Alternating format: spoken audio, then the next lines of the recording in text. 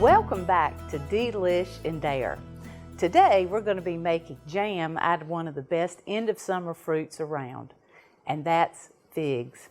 Aren't they beautiful? They just look so delicious and they're so sweet and juicy that I can hardly wait to make jam out of them. But before we get started, I want to give a big shout out to all the folks from Corolla to Columbia who've shared their figs with me for today's program, as well as for the classes that I've been teaching in Dare and Terrell County. So let's go ahead and get started. The first thing we're going to need is about 5 pounds of figs. Now this doesn't look like 5 pounds of figs in here, but I have already washed, drained, and taken the stems off of a few of them already, so they would be set and ready to go. So we'll take just a moment to take the stems off of a few more, because we certainly don't want to have stems in our jam that we're going to make. And if you notice that these look a little shiny, when you pick a fig, it doesn't take very long before it starts to get soft and mushy. And so what I did was, when I got the figs, I washed them, I laid them out on a sheet pan, put them in the freezer, and froze them so that they froze individually. Once everything was frozen individually, I put them in a zippered plastic bag and put them in the freezer. That way they're ready to use whenever you are. Figs like that are going to be particularly good for jams, but you could also eat them like they are, but they're going to have a little bit of that extra water content that's in there, such as strawberries and peaches do after they're frozen, but they're going to be perfect for what we're making today. So in this pot we have about the 5 pounds of figs, which is about 45 medium figs, and next we're going to pour boiling water on them.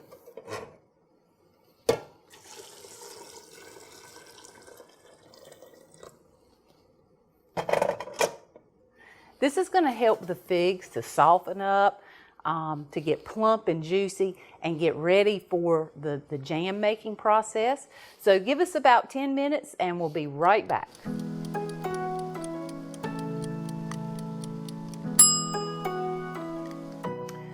Okay, we let our figs sit for 10 minutes in the boiling water.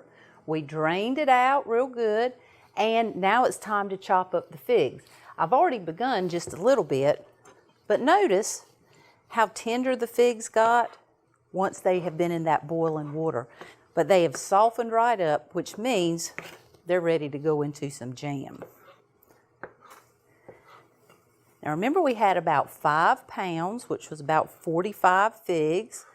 I always like to sort of err on the side of caution and make sure that I have a little bit of extra fruit that's available, because you never know. You may come across a fruit that has some bad places in it that you have to cut out, or your fruit might not be quite as big as what the recipe was calling for. So just make sure that you have a little bit extra on hand when you're preserving foods. So what we're looking for here is going to be about 6 cups. So we have this great big measuring cup. Let's get down here. What do you know? We did that just about right.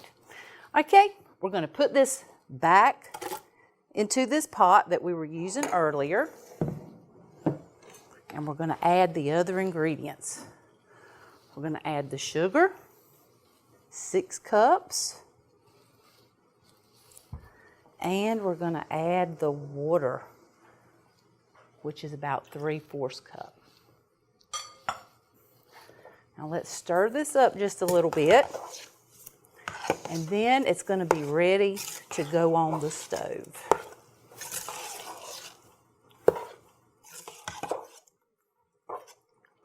It's really sugary looking right now, but when we get it on the stove, we're going to bring it to a boil slowly until all the sugar has melted, and then we're going to bring it up to the gelling point, which is 220 degrees. So let's take it on over.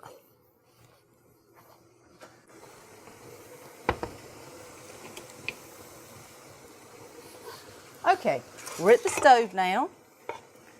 It's just starting to heat up, and we're going to want to keep stirring this because we don't want it to stick. Just keep it going until you see that this sugar has dissolved. You might even see a little bit of the sugar up around the edges. Sort of rake that back down in the pot. And in a few minutes, after it starts sort of getting hotter, when it starts boiling, I'm going to put this candy thermometer in.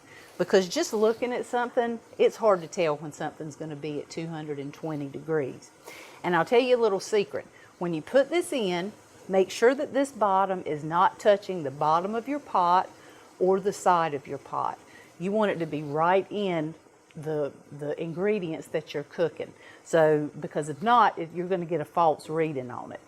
And when it gets up here, when it starts to get about 210, 215, you're going to think we're getting ready to hit 220 just any minute now, but you're not. It's going to take it a few minutes. So just be patient, keep stirring, and make sure that the things do not stick in the pot.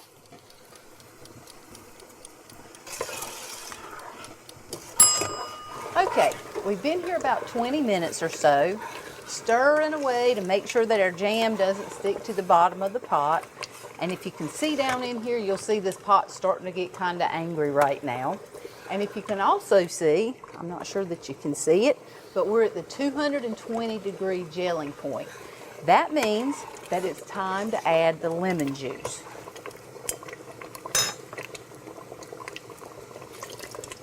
Okay, we've got the lemon juice in.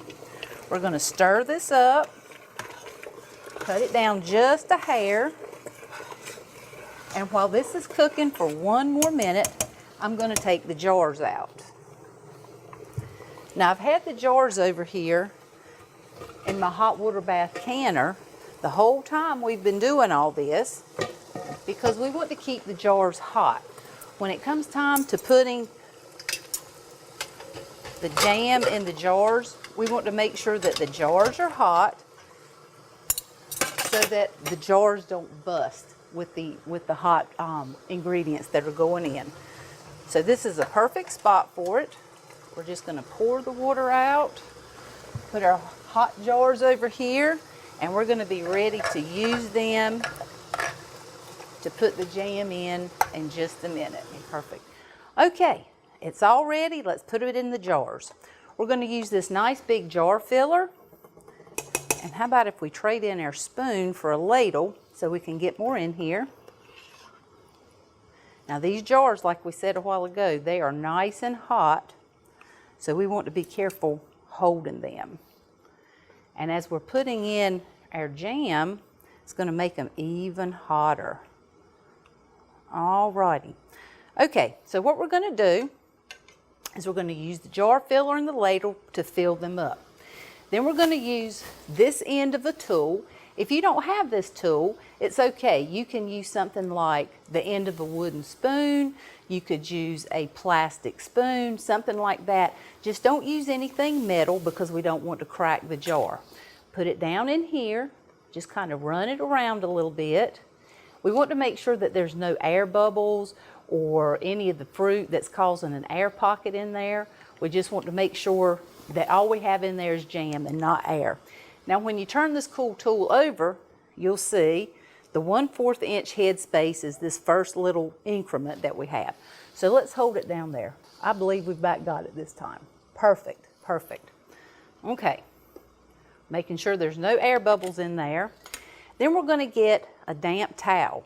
Wipe off the top and around the screw band area because we don't want to have any of the jam up here that's going to keep it from sealing properly.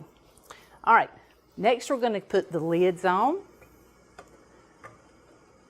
And I've got these over here in some warm water because we just want to make sure that the gel area around here is soft and pliable, and it's going to give us a good seal.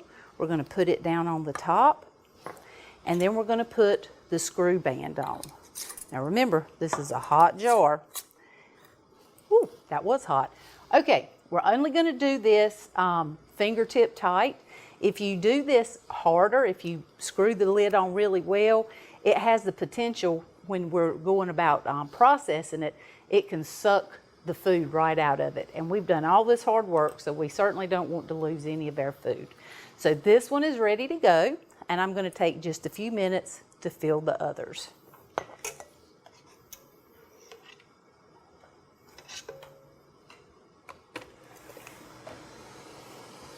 Okay, they're ready to go into the canner. We're going to sort of spread these out.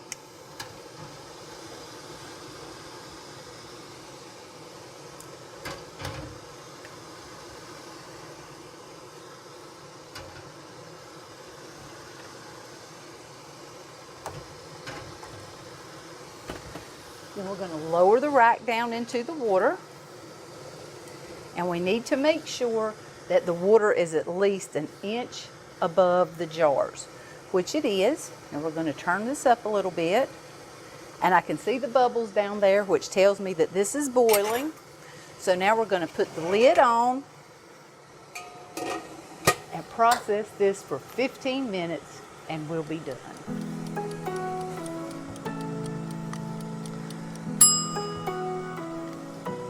All right, our fig jam has been processing for 15 minutes, so let's take it out and see what we have.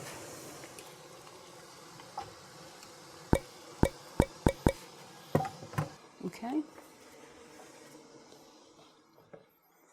I don't know if you guys just heard that or not, but I heard one of the jars tinging. That means it's sealing. Ooh, did you hear that? How cool is that? That is such a neat sound.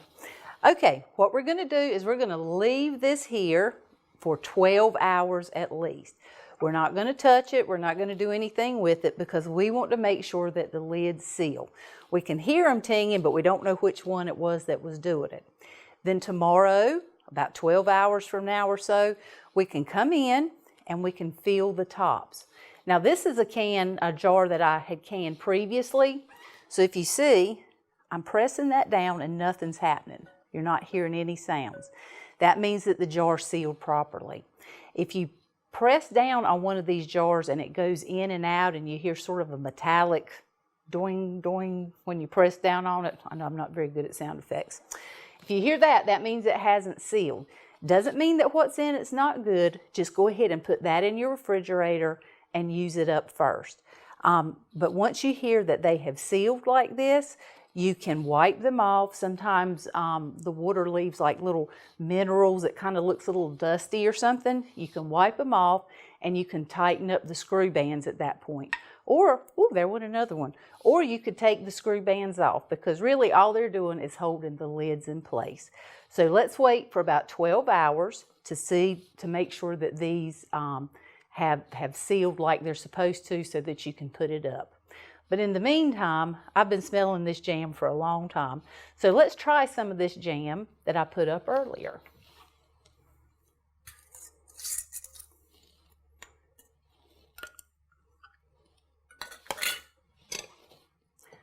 I made a couple of biscuits here because you got to have something to try jam on. Another good idea might be ice cream, or you might even want to use it sort of like a little condiment or something like that for a meat that you're cooking. Just a little bit will go a long way. So let's give it a try and see how it is.